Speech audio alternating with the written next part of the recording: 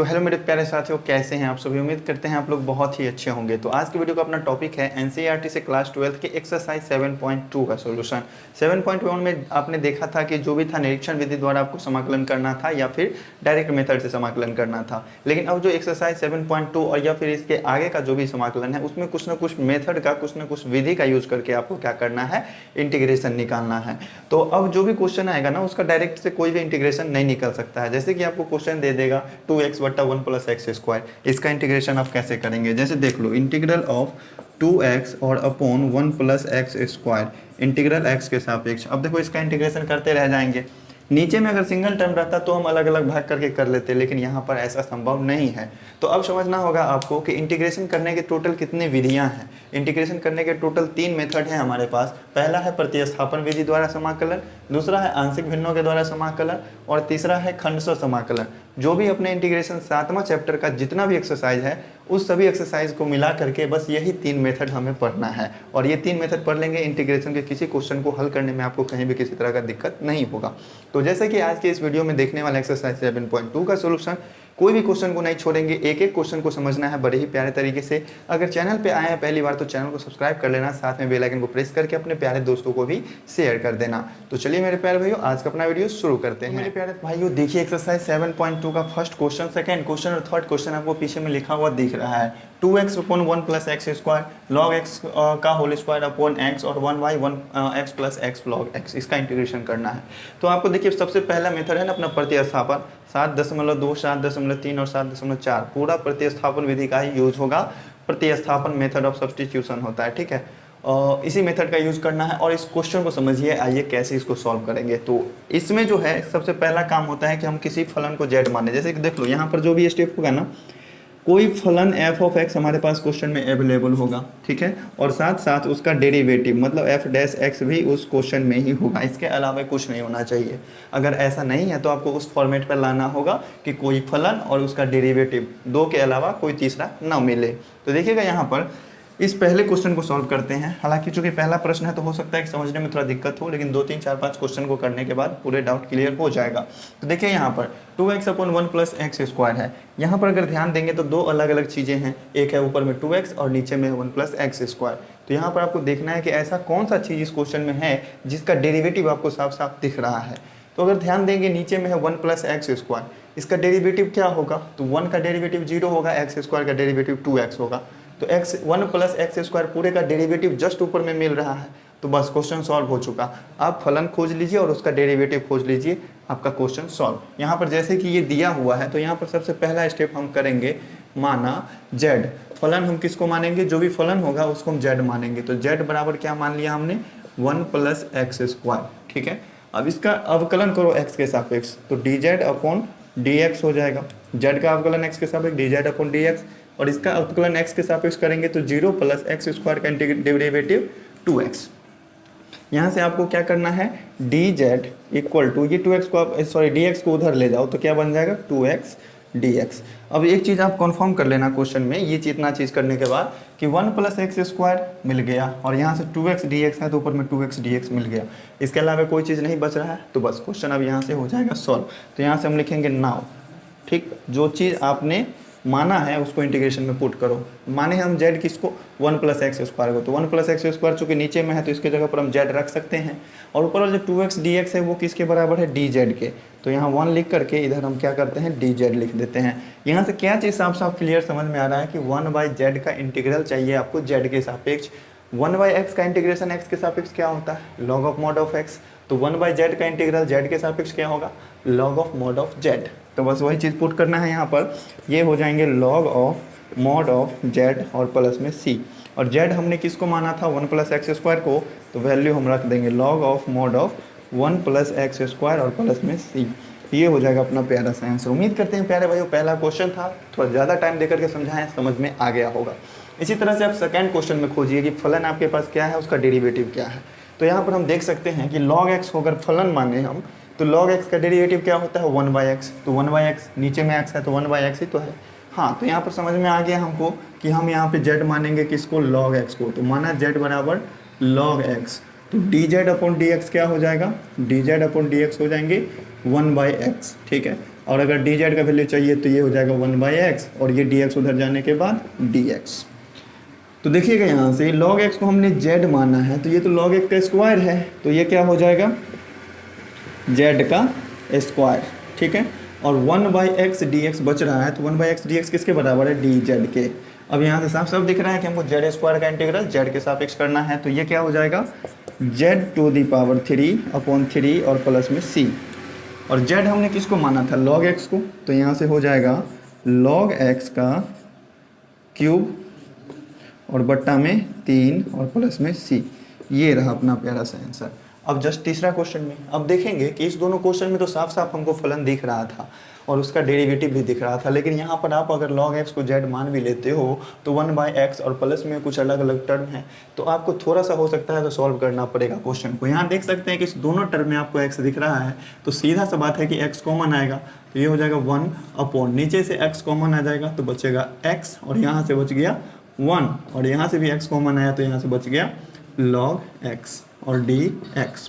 यहाँ से ध्यान दो, नीचे वाला ये चीज़ है, इसका डेरिवेटिव 1/x होता है ना, 1 का डेरिवेटिव 0 हो जाएगा, log x का डेरिवेटिव 1/x। चलिए यहाँ से हम क्या करते हैं, मान लेते हैं z किसको 1 + log x को, 1 + log x को हमने z मान लिया, तो z का अवकलन x के सापेक्ष dz/dx और इधर का 1/x, तो यहाँ से dz का वैल्यू क्या हो गया 1/x dx, तो 1/x और dx के अलावा कुछ है भी नहीं, वैल्यू पुट कर दो। Now integral of 1/1 + log x है, मतलब नीचे वाले में क्या हो जाएगा z, और 1/x dx किसके बराबर है dz के बराबर, तो यहाँ से इसको रख दीजिए dz, ठीक।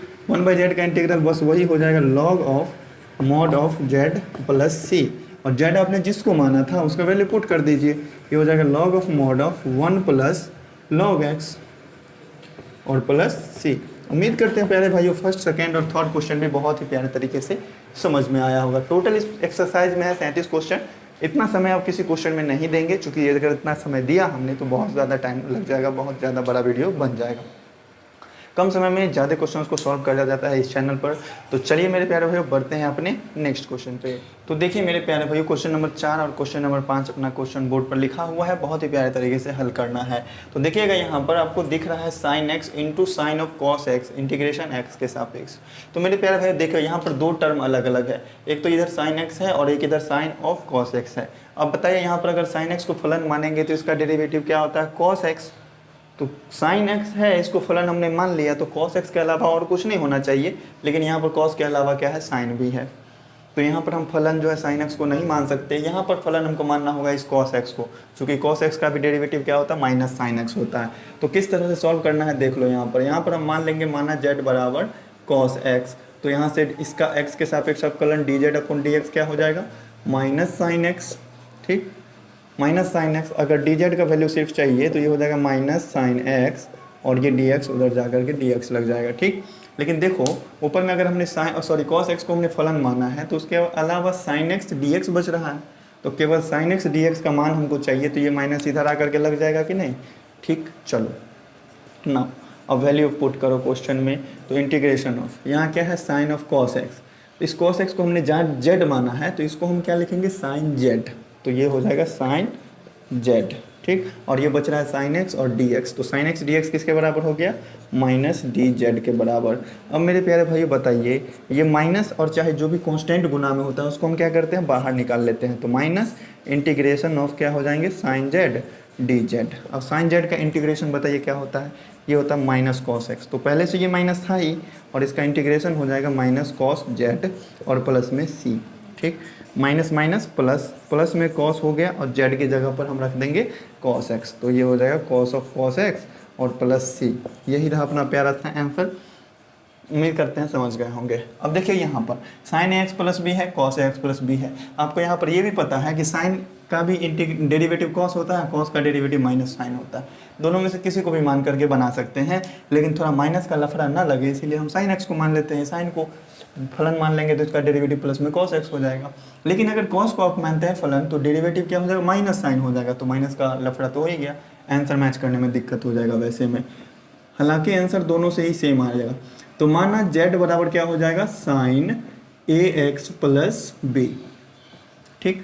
जैसे कि देखो इस क्वेश्चन में भी हम क्या कर रहे थे, जेड मान रहे थे किसी फलन को, उसका अवकलन एक्स के सापेक्ष निकाल रहे थे। तो अब उतना करने का जरूरत नहीं है, अब सीधे करना, नीचे में डी एक्स ना लिख करके सीधे डी एक्स को इधर लिख देना। तो यहाँ पर से डी जेड हो जाएगा ये, और इसका अवकलन करो एक्स के सापेक्ष, तो क्या हो जाएगा, साइन का डेरिवेटिव हो जाएगा cos A X plus B. लेकिन x का गुणांक क्या है, a है, इसीलिए a से गुना भी होगा, और साथ में इधर dx आना है, जो कि अगले स्टेप में हम इधर से उधर ले जाते हैं। ठीक, तो उसको हमने डायरेक्ट ले गया। लेकिन अब देखो यहाँ से साइन एक्स प्लस बी की जगह पर अगर आप z रख भी लेते हैं तो केवल cos ए एक्स प्लस बी और dx बच रहा है, केवल cos ए एक्स प्लस बी और dx बचेगा। a का तो कोई काम नहीं है, तो a को आप करो इधर ले जाओ भाग में। समझ गए, मिटा करके हमने 2 स्टेप में कर लिया। तो अब यहाँ से वैल्यू पुट कर दो इसको। Now integral of sine A X plus B को हमने जेड माना है, तो इसको रख दो Z. Cos A X plus B D X किसके बराबर है, तो ये बराबर है डी जेड अपॉन ए के। इसमें ए जो है कांस्टेंट है, चूंकि जेड के सापेक्ष अगर इंटीग्रेशन करना है तो जेड के अलावा जो भी मिलेगा आपको कांस्टेंट ही मिलेगा। कांस्टेंट को बाहर निकाल लो 1/a, और जेड का इंटीग्रल क्या हो जाएगा, जेड के सापेक्ष। अब बताओ यहाँ से मेरे प्यारे भाइयों, जेड का इंटीग्रेशन क्या हो जाएगा, Z square by 2 plus C. Z हमने किसको माना था, sine A X plus B को, तो साइन स्क्वायर में ए एक्स प्लस बी हो जाएगा, और अपोन में क्या हो जाएंगे 2a और प्लस सी। ये रहा अपना प्यारा सा आंसर। उम्मीद करते हैं बहुत ही प्यारे तरीके से समझ में आया होगा। चलिए बढ़ते हैं अपने नेक्स्ट क्वेश्चन पर। स्क्रीनशॉट लेकर के नोट करना चाहते हैं तो कीजिए। तो देखिए मेरे प्यारे भाइयों, यहाँ पर जो क्वेश्चन आपको है रूट अंडर ए एक्स प्लस बी, इसको 2 तरीके से सॉल्व कर सकते हैं, एक तो डायरेक्ट मेथड और एक तो प्रतिस्थापन विधि। तो चूंकि 7.2 में है प्रतिस्थापन विधि से हल करना है, तो यहाँ पर आप प्रतिस्थापन यूज करेंगे। तो देखिए यहाँ पर एक डायरेक्ट मेथड से किस तरह से सॉल्व होगा। जैसे इंटीग्रेशन ऑफ आपका है रूट अंडर ए एक्स प्लस बी, और इसका इंटीग्रेशन है एक्स के सापेक्ष, तो इसको अगले स्टेप में आप लिख सकते हैं कि ए एक्स प्लस बी का पावर कितना है, 1/2 है, और इंटीग्रेशन एक्स के सापेक्ष। अब एक्स का पावर एन वाला फॉर्मूला यूज कर लीजिए, तो ये क्या हो जाएगा, A X plus B to the power 1/2 plus 1, और नीचे में भी हो जाएगा 1/2 प्लस 1। लेकिन x का गुणांक a है, तो a से भाग भी किया जाएगा इंटीग्रेशन में। समझ रहे हैं, तो देखिए यहाँ से क्या हो जाएगा, ये ax plus B to the power 3/2, और नीचे में भी हो जाएगा 3/2, और इंटू में a और प्लस c। अगर इसको आप डायरेक्ट लिखना चाहें, इसको ऊपर ले जाएंगे तो ये हो जाएगा 2/3, और नीचे वाला a इसमें गुना हो जाएगा, ये हो जाएंगे ax plus B to the power 3/2 और प्लस में c। ये तो वो अपना डायरेक्ट वाला मेथड वाला आंसर। ठीक, इस तरीके से आप कर सकते हैं, लेकिन आपको करना है यहाँ पर प्रतिस्थापन विधि का यूज़। प्रतिस्थापन विधि के लिए आपको क्या करना होगा, सबसे पहले मानना होगा z। तो z आप मान लीजिए इसको ax प्लस बी को, तो इसका अगर डेरिवेटिव निकालेंगे तो ax प्लस बी का पूरा डेरिवेटिव कितना आएगा, a आएगा, और साथ में इधर वाला जो dx होना था इसको इधर ले जाओ। अब देखो इसको आपने z मान लिया है, तो रूट अंडर z तो हो जाएगा, लेकिन बच रहा है क्या, केवल और केवल dx। तो यहाँ से केवल और केवल dx का मान चाहिए, तो ये हो जाएगा डी जेड अपॉन ए, किसके बराबर, dx के बराबर।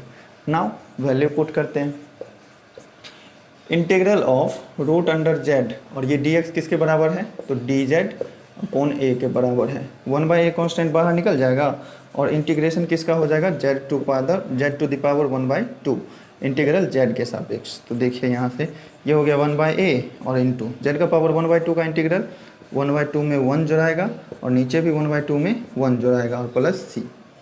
ये हो गया 1/a into z to the power 3/2, और नीचे भी 3/2 और प्लस c। अब क्या करना है, अगला स्टेप में z का वैल्यू रखना है। तो ये हो गया 3/2 भाग में है, इसको गुना में ले जाएंगे तो पलट जाना है, तो 2/3 हो जाएगा, नीचे वाला a इसमें गुना हो जाएगा, और z का पावर 3/2 है, और z हमने किसको माना था, ax प्लस बी को, तो ये हो जाएगा ax प्लस बी का पावर 3/2 और प्लस में c।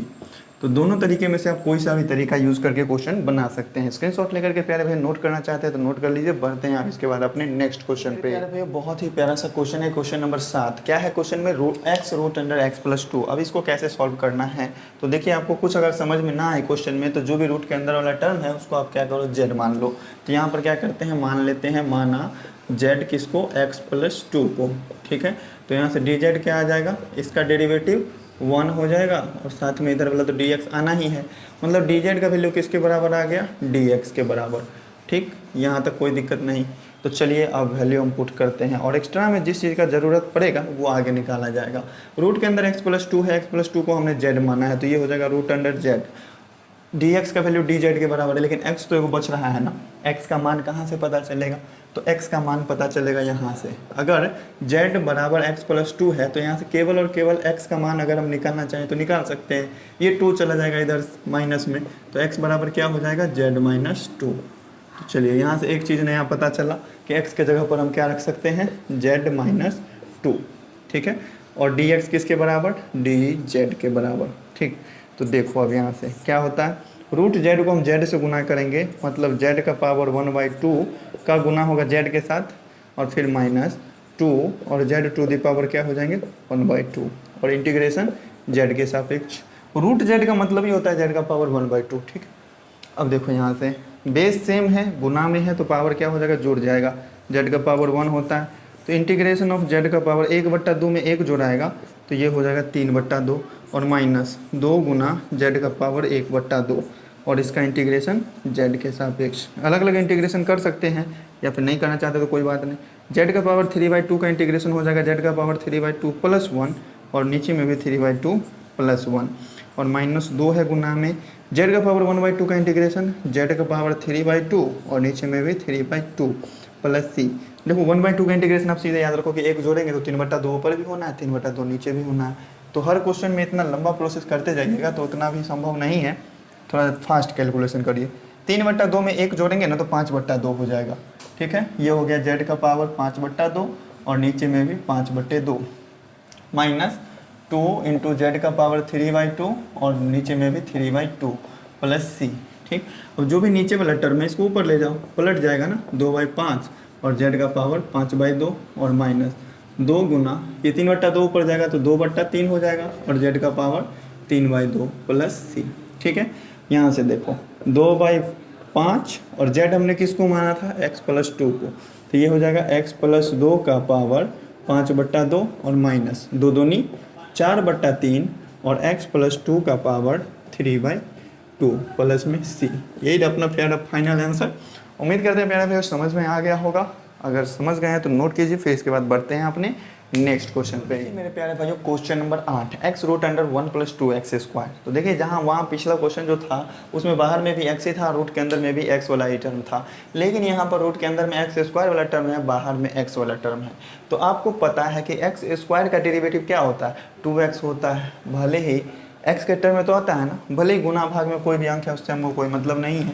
तो रूट के अंदर में जो टर्म है आप उसको z मानो, माना z बराबर क्या हो जाएगा 1 + 2x²।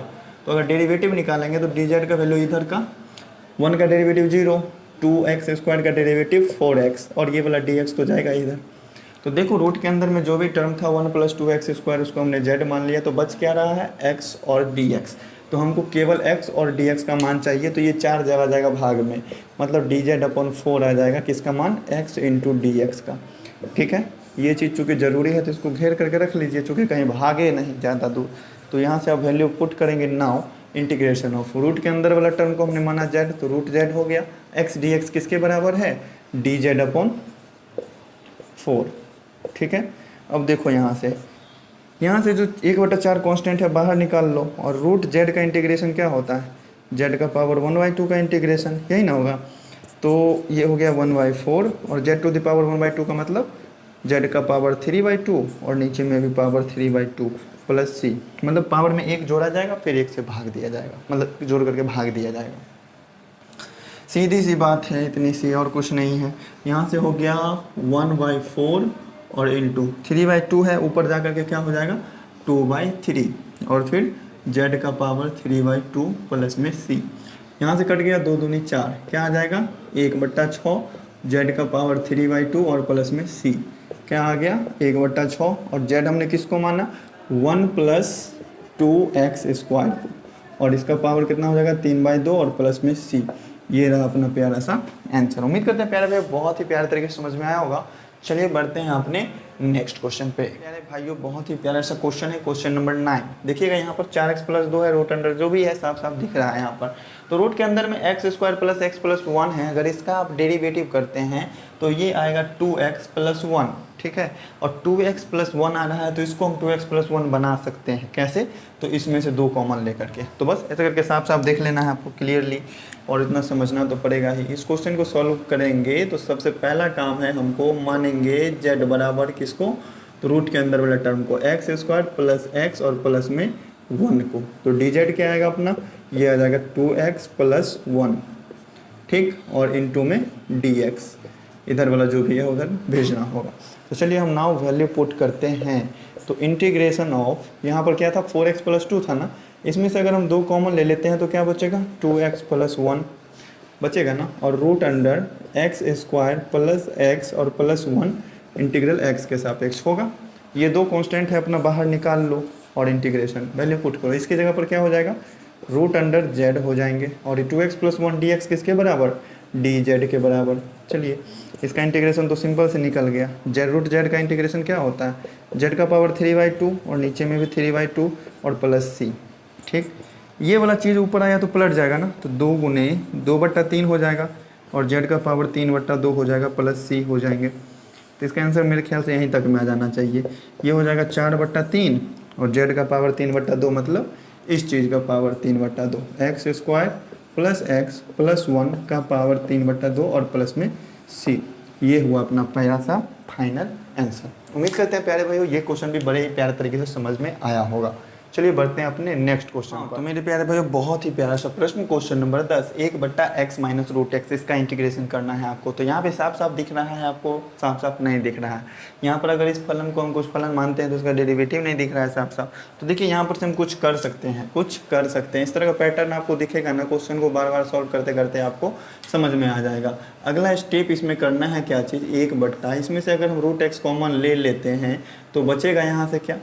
x का मतलब क्या होता है कि 2 बार √x का गुना होता है, ठीक है। एगो √x बाहर निकाल लिए तो एगो √x बच जाएगा ना, और माइनस यहाँ से √x हम कॉमन ले लिए तो यहाँ बच गया 1, और इसका इंटीग्रेशन x के सापेक्ष। अब देखो साफ साफ दिख रहा है, √x - 1 है, √x का डेरिवेटिव 1/2 √x होता है ना, तो 1/2 √x, 2 तो हम ला सकते हैं कॉन्स्टेंट वाला, कोई दिक्कत वाली बात नहीं है। तो यहाँ पर हम मानेंगे फलन किसको? माना z बराबर √x - 1 को। तो यहाँ से dz क्या हो जाएगा? 1/2 रूट अंडर x dx, यही हो जाएगा। नीचे वाला dx उधर गया, ठीक। यहाँ पर इस चीज़ को छोड़ने के अलावा 1/√x dx बच रहा है, तो 1/√x dx का मान निकालेंगे तो ये 2 चूँकि भाग में था तो इधर चला जाएगा गुना में, ठीक है। तो वीडियो को अगर भगा कर देखिएगा तो यही सब स्टेप समझ में नहीं आएगा। अब हम क्या करते हैं? वैल्यू पुट करते हैं। नाउ क्वेश्चन क्या था अपना? इंटीग्रेशन ऑफ ये चीज़ पर नहीं जाएंगे, इसको तो क्वेश्चन को चेंज किया ना हम नीचे में, तो ये हो जाएगा 1 और बट्टा में, नीचे में इस चीज़ को हमने z माना है तो z, और 1/√x dx किसके बराबर है? 2dz के, ठीक है। तो 2 कांस्टेंट बाहर आ जाएगा, इंटीग्रेशन बचेगा 1/z का z के सापेक्ष, क्या निकलेगा? 2, और इसका derivative integration log of mod of z और प्लस में c। बस कुछ नहीं करना, 2 log ऑफ mod ऑफ, और z आपने जिसको माना उसका वैल्यू पुट कर दीजिए, रूट अंडर x और माइनस में 1 और प्लस c। यही हुआ अपना प्यारा सा आंसर। उम्मीद करते हैं बहुत ही प्यारे तरीके से समझ में आया होगा। चलिए बढ़ते हैं अपने नेक्स्ट क्वेश्चन नंबर 11 पर। देखिए मेरे प्यारे भाइयों क्वेश्चन नंबर 11, x/√x + 4, इसका इंटीग्रेशन करना है। तो नीचे में जो भी टर्म दिख रहा है उसका डेरिवेटिव भाई साफ साफ ऊपर में दिख रहा है क्या? नहीं दिख रहा है, नहीं दिख रहा है। तो हम क्या करेंगे? बस नीचे वाले को हम z मान लो, तो क्या करेंगे? माना z बराबर x + 4, ठीक। इसका डेरिवेटिव अगर करते हैं तो dz बराबर, इसका डेरिवेटिव तो 1 हो जाएगा, केवल और केवल dx आएगा, सिर्फ इधर वाला, ठीक है। तो बस साफ साफ यहाँ से हम करेंगे now value put integration of, नीचे वाले को हमने z माना था तो ये हो जाएगा 1/√z, ऊपर में तो x तो बच रहा है ना भाई, तो x का मान यहाँ से निकलेगा। यहाँ से अगर हम x का मान निकालना चाहेंगे तो 4 उधर जाएगा तो बचेगा z - 4, ठीक। चलिए तो x का मान आप क्या रखेंगे यहाँ पर? z और माइनस में 4, और इसका इंटीग्रेशन z के सापेक्ष, चूँकि dx किसके बराबर है?